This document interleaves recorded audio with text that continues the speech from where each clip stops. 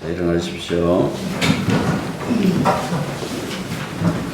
예배 드리겠습니다.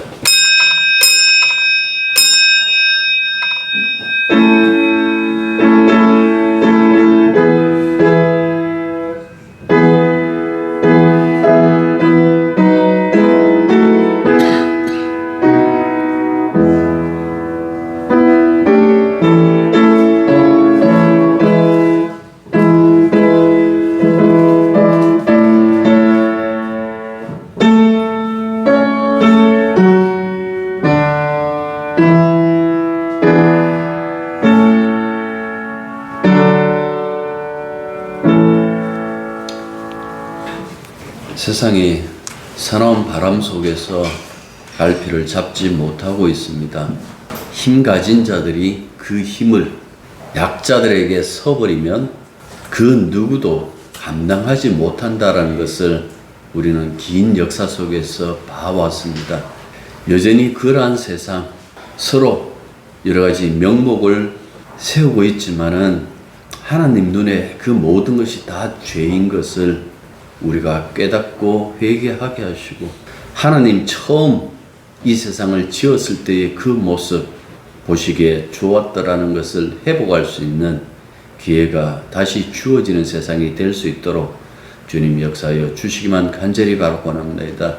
주님 오셔야 되겠죠. 주님 오실 날을 바라보고 있는 이 시간, 우리 가운데 하나님 임재하여 주셔서 이 예배를 받아주시고 우리 마음에 주 예수로 가득 채워 주시옵소서. 예수님 이름으로 기도드립니다. 아멘. 자, 하나님 말씀 누가복음 4장 22절부터 30절까지입니다. 그들이 다 그를 증언하고 그 입으로 나오는 바 은혜로운 말을 놀랍게 여겨 이르되 이 사람이 요셉의 아들이 아니냐. 예수께서 그들에게 이르시되 너희가 반드시 의사야 너는 자신을 고치라 하는 속담을 인용하여 내게 말하기를 우리가 들과 가버나움에서 행하기를 내 고향 그리스도 하라 하리라. 또 이르시되 내가 진실로 너에게 이르노니 선지자가 고향에서는 환영을 받는 자가 없느니라. 내가 참으로 너희에게 이르노니 엘리야 시대에 하늘이 3년 6개월간 지쳐 온 땅에 큰 hun명이 들었을 때에 이스라엘에 많은 가구가 있었으되 엘리야가 그중 한 사람에게도 보내심을 받지 않고 오직 시돈 땅에 있는 사렙다의 한 가부에게 뿐이었으며, 또 선지자 엘리사에게 이스라엘에 많은 남의 원자가 있었으되 그 중에 한 사람하고 500을 거두시고 오직 시리아 사람 나만 분이었느니라. 회당에 있는 자들이 이것을 듣고 다 크게 화가 나서 일어나 동네 밖으로 쫓아내어 그 동네가 건설된 산 너머지까지 가지고 와서 밀쳐 떨어뜨리고자 하되 예수께서 그들 가운데로 지나서 가시니라. 아멘. 지금 나사렛 회당에서의 그 일이잖아요. 예수님의 공생의 초기에는 주로 회당 중심으로 활동을 하세요. 15절 그리고 16절 33절 44절. 자, 이 사실을 회당에서 말씀을 복음을 전하고 있다라는 그 사실을 밝히고 있는 거예요. 이 구절에서 알 수 있듯이 예수님은 당시 일반적인 랍비와 마찬가지로 안식일 회당에 들어가서 하나님 말씀을 전했다라는 것을 알 수가 있죠. 이 회당은 정확한 기원은 사실은 알 수 없어요. 그러나 대부분 뭐라고 얘기를 하는 거니까 아마 바빌론으로 끌려간 시기에 생겨났을 것이다. 유일한 예배 처소였던 예루살렘 성전이 무너지고 주민 대다수가 바빌론으로 끌려가거나 뿔뿔이 흩어진 시기에 성전을 대체하기 위해 생겨난 것이 바로 회당이다라고 이렇게 보고 있습니다. 유대 지역 외에도 이 디아스포라들, 흩어진 유대인들이 사는 모든 지역에 이 회당, 시나고게라고 하는데 이 회당이 분포되어져 있었다라는 것을 우리가 사도행전을 통해서 알 수가 있습니다. 자, 이 회당은 안식일 예배 장소일 뿐만 아니라 성경을 읽고 배우는 유대계 종교교육의 센터 역할을 겸했어요. 그래서 유대인들은 안식일에 이곳에 모여 혹은 명절 때 이곳에 모여 토라를 읽고 계명을 배우는 것을 매우 중요한 일로 여겼습니다. 모임은 지난주에 말씀드린 것처럼 먼저 쉐마 기도, 뭐, 이 18기도, 뭐, 이렇게 기도를 드리고 난 다음에, 그 다음에 이 토라, 다시 말해서 율법을 읽고, 그리고 읽은 구절에 어울리는 이 내빈, 이 선지서, 혹은 우리 시편 보잖아요. 이 케투빔, 이 성문서를 찾아서 읽었어요. 그리고 그런 다음에, 뭐, 회당장이 나서서 이제 이 대목을 해석하거나 설교할 수도 있는데, 모임에 참석한 유대인 성인이면 누구든 나서서 할 수 있는 권한이 있었어요. 그래서 오늘은 제가 하겠습니다라고 손을 들어가지고 표시를 하면 그 사람을 세우면 그 사람이 그 부분을 해석을 하거나 혹은 그걸 갖고 이렇게 설교할 수 있었다라는 그 말씀입니다. 이 모임을 가장 잘 보여주고 있는 것이 사도행전 13장이에요. 한번 들어보십시오. 그들은 하는 것은 이제 1차 전도 여행이에요. 바울과 바나바가 버가에서 더 나아가 비시디아 안디옥, 자기들이 파송한 안디옥 아닙니다. 비시디아 안디옥에 이르러 안식일에 회당에 들어가 앉으니라. 율법과 선지자의 글을 읽은 후에 회당장이 사람을 보내어 가지고 묻는 거예요. 처음 보는 얼굴에 앉아 있으니까, 그 옆에 있는 사람을 보내가지고 물어봐라. 저 사람이 설교하려는지. 그래서 보낸 거예요. 보내서 물어서 이렇게 형제들아, 만일 백성을 권할 말이 있거든 말하라 하니 바울이 일어나 손짓하며 말하되 이스라엘 사람들과 및 하나님을 경외하는 사람들아 들으라 하고 시작하는 거예요.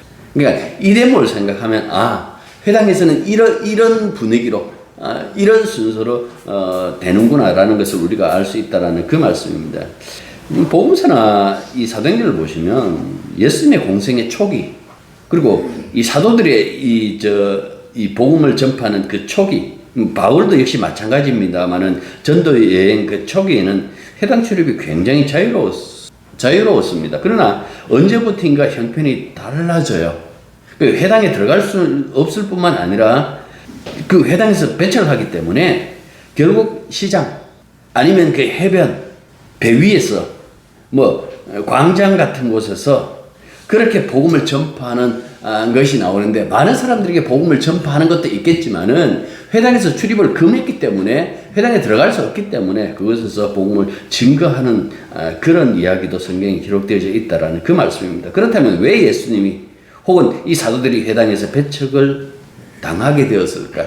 여러분들 그 실마리를 사실은 오늘 본문이 지금 풀어주고 있다라고 그렇게 봐도 돼요. 지난주에 우리가 본 것처럼 예수님이 이사야에서 61장 1절과 2절을 읽으셨잖아요. 그것은 성령으로 기름 부음 받은 메시아가 오셔서 사람들이 떠나는 모든 빛을 청산해 주시고 원래대로 모든 것을 회복시켜 주신다는 그 말씀이었잖아요.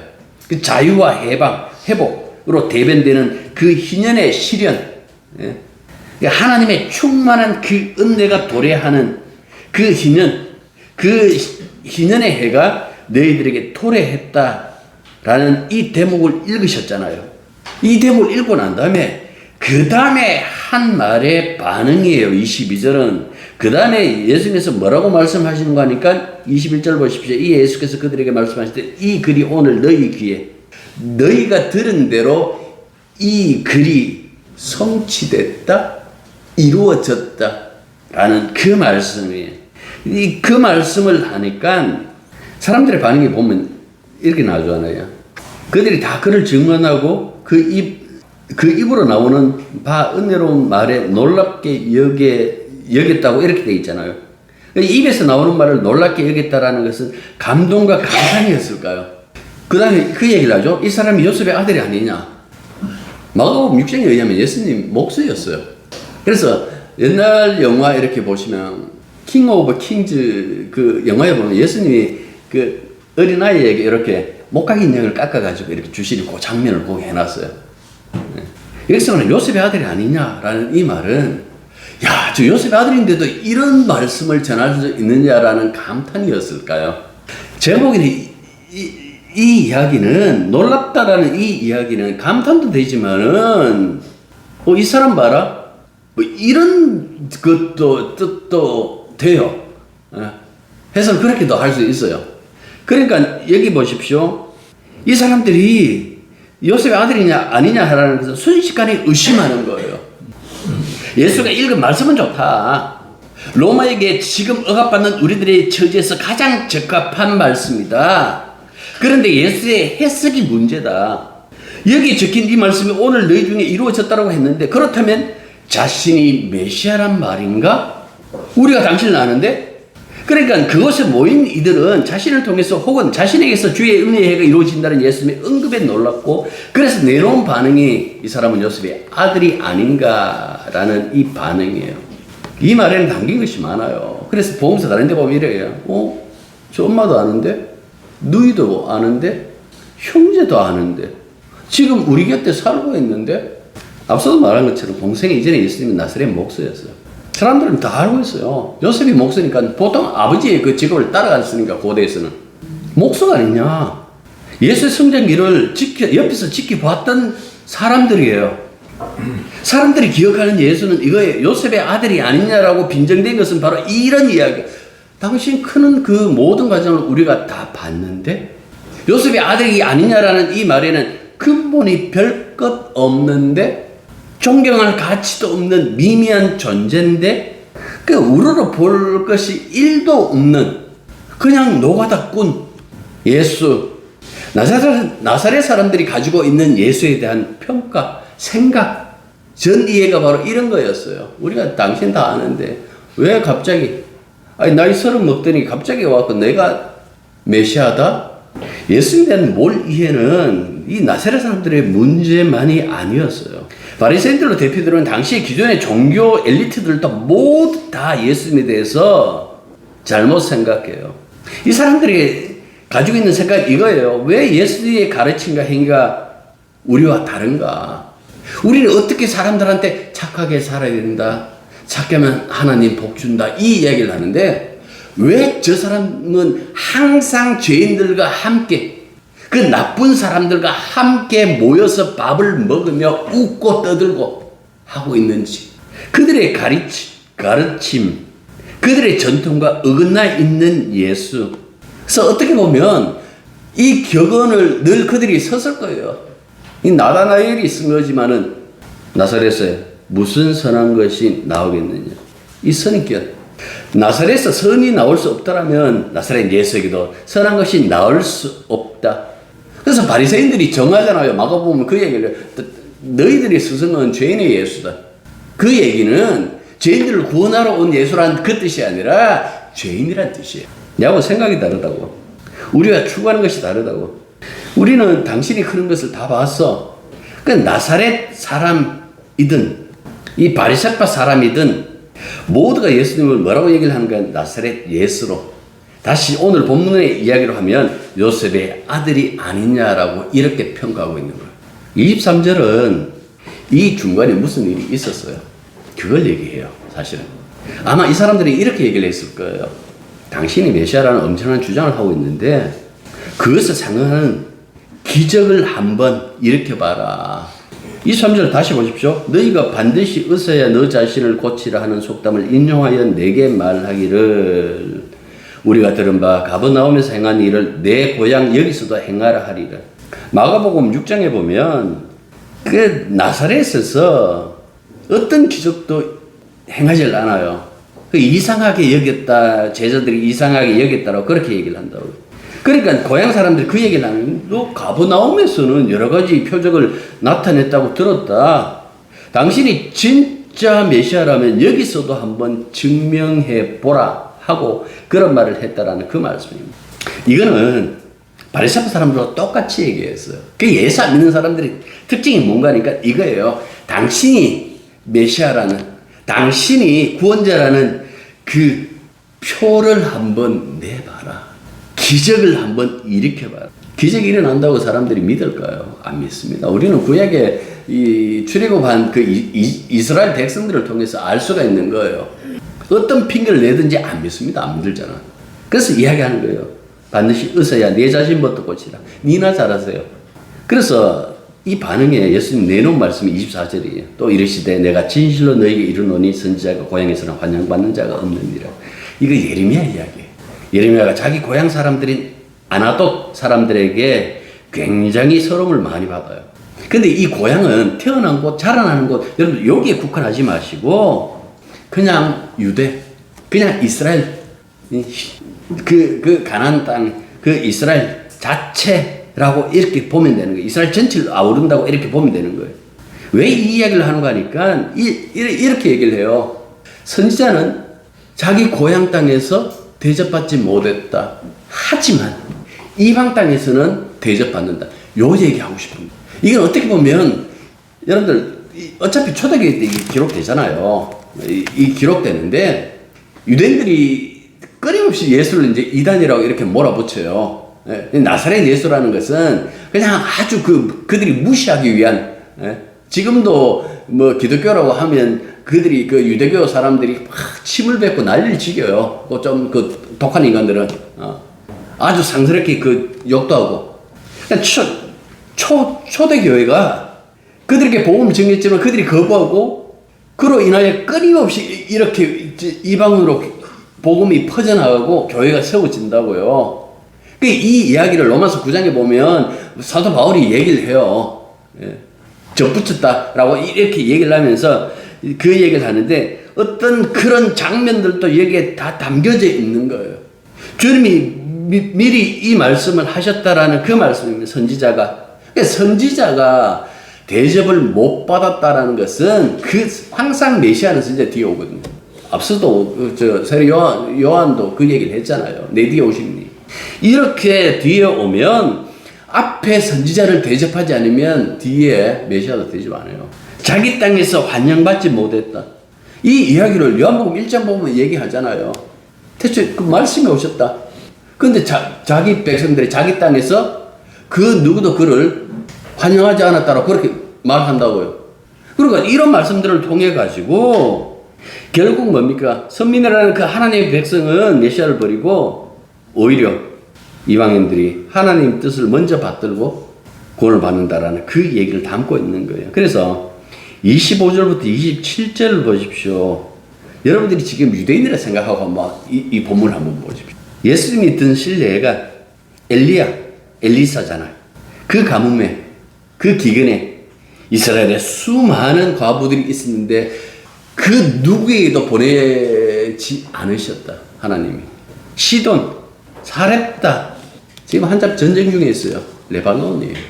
이스라엘하고 옛날에 레바논하고 요 경계, 요 살짝 이 경계에서 넘어가면 또 하나 더 얘기하죠. 엘리사. 그 당시 이스라엘에 수많은 한센병 환자들이, 나병 환자들이 있었다. 그런데 오직 한 사람, 아람, 나만 장군, 그 이방인에게만 보냄을 받았다라는 그 이야기를 하는 거예요. 소위 선민이라고 자부하던 이 사람들은 선지자도 하나님의 말씀도 영접하지 않는데 이 이방인들이 받아들였다라고 이렇게 얘기하고 있는 거예요. 조금만 더 이 내용을 들여다보면 사렙다 이 과부 이야기는 열왕기 상 17장 이야기예요. 아하방은 이 아하방 때 독한 이 아하방 때예요. 이 왕보다도 이 부인이 정말 독한 이사벨이라고. 아하방이 엘리야를 볼 때마다 항상 이렇게 얘기를 했어요. 이 이스라엘의 괴로움아, 이스라엘을 괴롭게 하는 자야. 3년 반 동안 피가 내리지 않아요. 이 하나님께서 이 말씀하셨어요. 이슬 한 방울도 내가 내리지 않게 하겠다. 이렇게 큰 가뭄이 들면 여러분들 가뭄 이렇게 해갖고 오늘 대구에 비 옵니다 하면 경산에는 비 안 옵니까? 네. 이곡동에 비 옵니다라고 하면 이곡동 이렇게 해갖고 동사무소 중심으로 해갖고 이렇게 끄가지고 여기만 비 옵니까? 그러니까 이 팔레스티나에 있는 모든 그 나라들이 고통을 함께 당할 수밖에 없어요.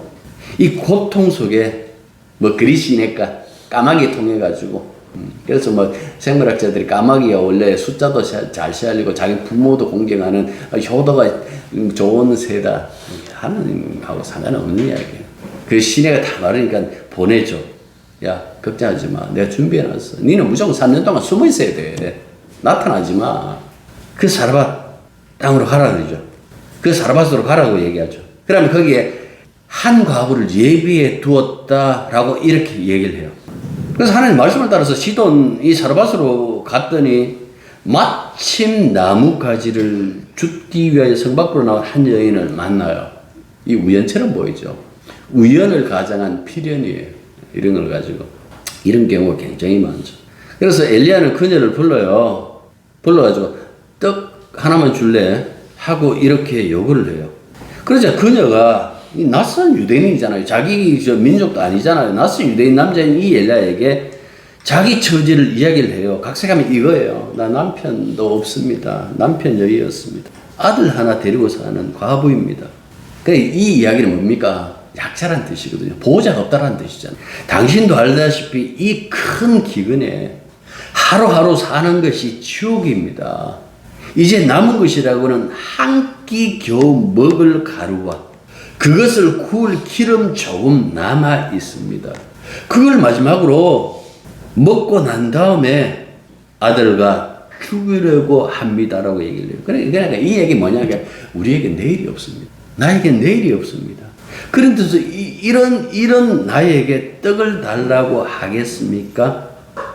뭐 그런 심정이 담겼겠죠. 여러분들 여기 보십시오. 앞서서 우리가 이 누가복음 보면서 주님이 그 말씀 하시잖아요. 마귀에게 사람이 떡으로만 살 것이 아니라. 지금 여기서 보여주고 있는 게 뭔가 인간은 떡이 없으면 죽는다라는 그 사실을 보여주고 있어요. 이 여인이 말한 것 가루와 기름이 바닥이라는 말은 목숨도 그의 미래도 바닥이다. 내 인생이 바닥이라는 말과 똑같은 말이에요. 이런 말까지 했는데 선지자가 막무가내로 얘기를 해요. 그 비참한 이야기를 형편을 다 듣고도 고집스럽게 얘기를 합니다. 자기에게 먼저 작은 떡이라도 구워주고 나머지로 당신과 당신 아들이 먹으라고 때를 썼어요. 이 말은 어떻게 보면 내가 당신을 도와줄게. 어차피 죽을라 했지. 그래. 당신의 죽음을 좀 더 당겨주겠다라는 그런 억지일까요? 그런데 엘리야가 이렇게 고집스럽게 작은 떡이라도 내게 먼저 달라고 얘기한 다음에 말을 덧붙였어요. 이스라엘의 하나님이 내게 말씀하시더라. 네가 그렇게 하면 비가 내릴 때까지 통에 가루가 떨어지지 않고 병에서는 기름이 떨어지지 않게 해 주시겠다고. 자, 여러분들이 사르밧 과부예요. 어떻게 하시겠어요? 예로 가시겠어요? 저는 아니요라고 할 거예요. 하나님 말씀이라고요. 그러면 먼저 통에 채워보세요. 병에 기름 채워보세요. 통에 가루가 가득하고 병에 기름이 가득하면 내가 그 말씀 믿을게요. 이렇게 안 나오겠어요. 소위 말해서 우리가 똑똑하다고 생각하고 지성이라고 생각하고 논리에 맞다고 생각하면서 늘 접근하는 그 태도가 이런 태도 아닌가요? 먼저 이 일을 하나님 해 주시면 우리가 그걸 믿겠다. 다시 출애굽 사건으로 돌아갈까요? 믿던가요? 이런 핑계 저런 핑계 대면서 안 믿는 것이 인간이에요. 데살로니가후서 3장 2절에 보면 믿음은 모든 사람의 것이 아니다라고 했어. 그러면요 하나님께 선물 받아야 돼요. 교회를 열심히 나와도 여러분들 믿음이 안 생기는 건 맞아요. 하나님의 선물이에요. 물론 사람들의 어떤 그 태도를 가지고 평가는 하지 마십시오.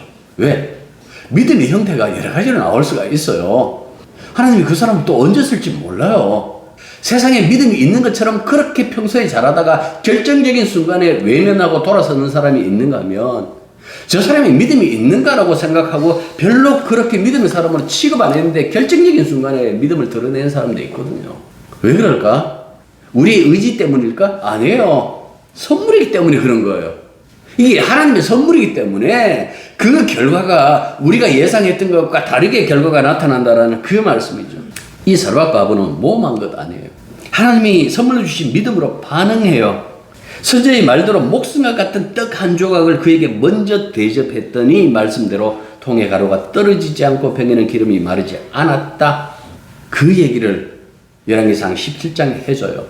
그러면 악한 자들은 이렇게 해석을 해요. 여러분들 보십시오. 하나님 말씀을 따르면 이렇게 모든 것이 풍성해집니다.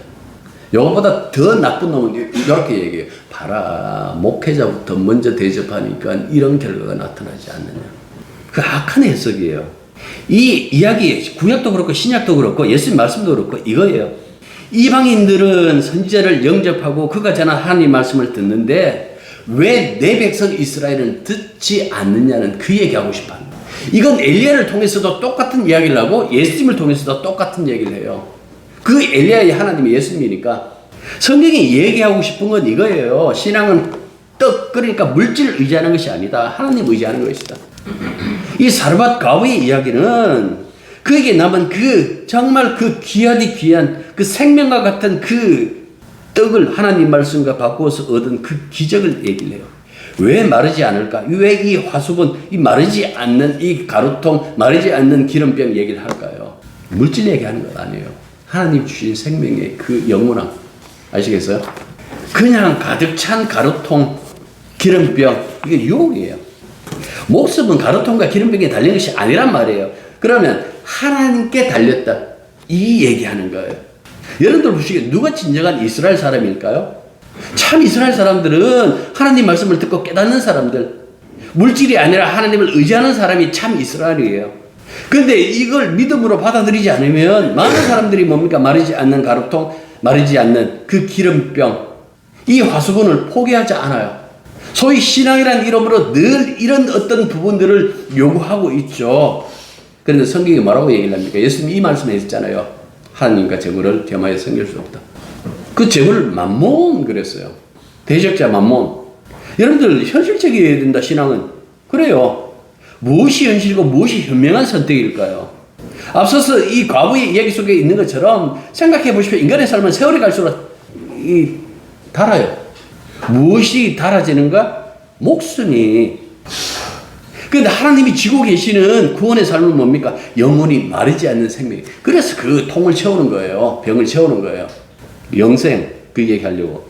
예레미야가 답답했던 것은 바로 이런 부분이었죠.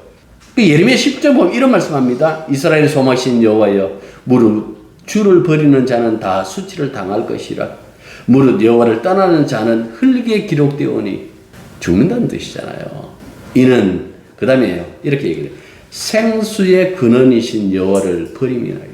영원히 마르지 않는 그 생수, 생명을 공급하는 그 여호와를 버렸기 때문에 이들이 이렇게 흙에 기록된다, 죽는다라고 그렇게 얘기를 하고 있어요. 열왕기하 5장 배경인 이 아람 장군 나아만 이야기도 다르지 않습니다. 하나님의 이 아람이 여러 번 이 나라를 자기 나라 이 나만이 여러 번 그 자기 나라 아람을 구하는 영웅으로 등장해요. 그런데 그 참 재미나게 그 열왕기하 5장 1절 보면 이렇게 얘기를 해요. 하나님이 그를 통하여 이렇게 얘기해요. 이 사람이 하나님 도구라는 이야기를 해요. 그런데 정작 뭡니까? 진짜 나라를 구한 영웅인데 나만 장군 정작 본인은 문둥병으로 곤욕치르고 있었어요. 그래서 이야기를 풀어가요. 근데 이 이야기의 핵심은 엘리사도 아니고 요단 강물도 아니에요.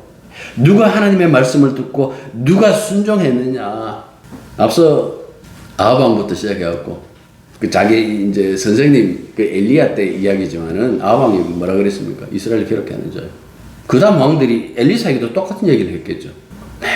맨날 저 돈 안 되는 이야기만 하더라. 저 사람 말대로 하면 우리 못 살아. 어떻게 살아? 그런데도 끊임없이 찾아와서 하더라.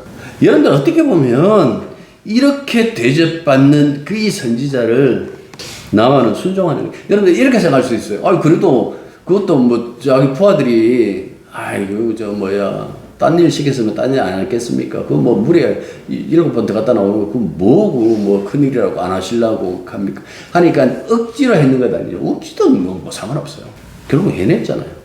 앞서 얘기했잖아요. 하나님이 그를 도구로 쓰셨다고. 1절.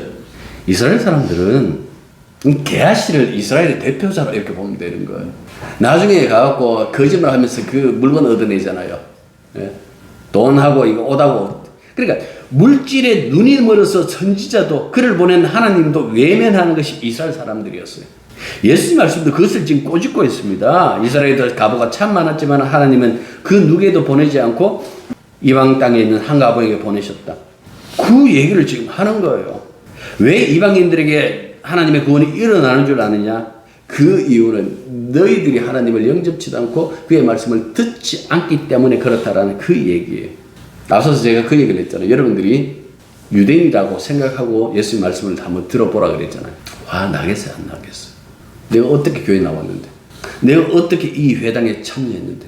내 인생의 가장 중요한 일이 회당에서 예배드리고 여기서 하나님 말씀을 읽고 그것을 해석하는 것, 이걸 가장 소중하게 여기는 여기는데 하나님도 알지 못하는 저 이방인들보다 못하다고. 그래서 발끈한 거예요. 자신들을 못 오겠다고. 그래서 얼마나 크게 화를 냈는지 동네 밖으로 예수님을 몰아붙입니다. 추방하는 거예요. 이제 다시는 고향 땅 발도 내딛지 마. 그것도 성에 안 찼는지 이 고향 사람들이 그냥 떼거리로 예수를 밀어가지고 낭떠러지로 끌고 가요. 그리고 거기서 떨어뜨리고까지 했다라는 그 말씀입니다. 집단 테러. 옛날 말 안 듣는 자식들이 있으면 멍석말이 하잖아요. 그걸 픽에 삼아가지고 지 싫은 사람들 멍석말이에 죽이기도 하고. 이 잔인한 테러를 일으켰는데 어떻게 보면 진짜 이 말씀이 이루어지면 이 사람들이 행대를 하면 예수님 십자가 못 박히기 전에 절벽에서 떨어져갖고. 그런데 재미난 표현이 하나 있어요. 3절로 예수께서 그들 가운데로 지나가시고 예수님 영적 권위. 근데 그들 가운데로 하는 거 보니까 여러분들 갈라지는 것 어떤 표시 안 나요. 홍해처럼. 이 말씀을 통해서 얘기하는 거예요. 누가 예수 믿는데. 그래서 복음서들이 끝까지 가면서 제자들이 예수님을 버리는 그 장면까지 보여줘요. 그리고 다시 묻는 거예요. 누가 예수 믿는데.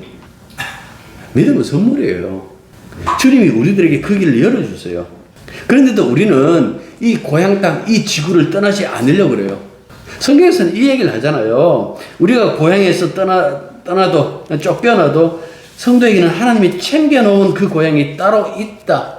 이브리서 11장에 보면 이렇게 얘기를 해요. 이 사람들은 다 믿음을 따라 죽었으니 약속을 받지 못하였을 때 그것을 멀리서 보고 환영하며 또 땅에서는 외국인과 나그네라 증언하였으니 믿음의 어떤 조상들을 얘기를 해요. 이같이 말하는 것은 자기들이 본향을 찾는 자임을 나타내미를. 왜 이렇게 살았을까? 본향에 들어가기 위해서 그렇게 했다. 그럼 본향이 어딨냐? 자기가 태어난 곳이냐? 자라나는 곳이냐? 아니. 그렇다면 기회가 있었겠지. 더 나은 본향을 사모하는데 곧 하늘에 있는 것이라. 그럼 이건 자기 스스로 갈 수 없는 거예요. 하나님이 그 본향의 주인 되신 하나님 오셔가지고 영접해 주지 않으면 들어갈 수 없는 것. 그런데 이렇게 얘기를 해요. 이러므로 하나님이 그들의 하나님이라 일컬음 받으심을 부끄러워하지 아니하시고. 굉장히 위로되는 말이죠. 나 너 때문에 부끄럽다는 거하고 난 너의 하나님이어서 참 기쁘다라는 말하고 그들을 위하여 한성을 예비하시는 일. 성도는 하나님 은혜와 이 하늘 본향을 사모하면서 살아야 되는데 그렇지 않을 때가 굉장히 많죠. 여러분들 세상 살이 너무 그렇게 몸을 축내까지 가면서 열심히 할 필요 없다고 저는 생각해요. 천년만년 살 것 같으면 그렇게 살아야 되겠지만은 우리 생 금방 끝나요. 그 다음에 장면이 여러분들 이거 예고편이라 생각해요. 본편 아니에요. 우리 사는 이 인생 예고편이에요. 본편은 따로 있어요. 그 본편에서 우리의 구원이 조건이 되는 것은 예수님밖에 없어요. 이 과부, 문둥병자, 이 나만 장군, 사르밧 과부, 나만 장군, 이 사람은 과부나 문둥병자라는 이유로 구원된 것 아니에요. 하나님이 그들을 찾았기 때문에 구원된 거잖아요. 우리 역시 마찬가지예요. 먼저 다가오셨잖아요.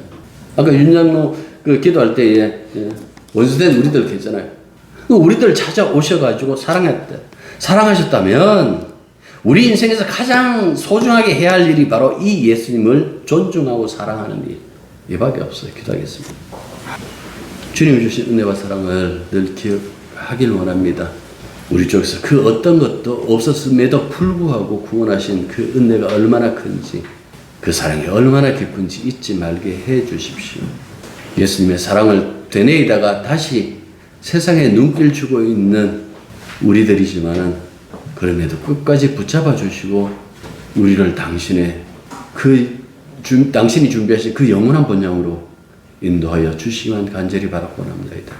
예수님 이름으로 기도드립니다. 이제는 우리 주 예수 그리스도의 은혜와 하나님의 크신 사랑과 성령의 교통하심과 교자심이 진실로 나사렛 사람들과 달리 사랑으로 그리스도 예수를 영접하고 한평생 그분과 동행하기로 다짐하는 당신의 자녀들 위에, 그들 가정 위에 항상 함께 있기를 축원합니다. 아멘.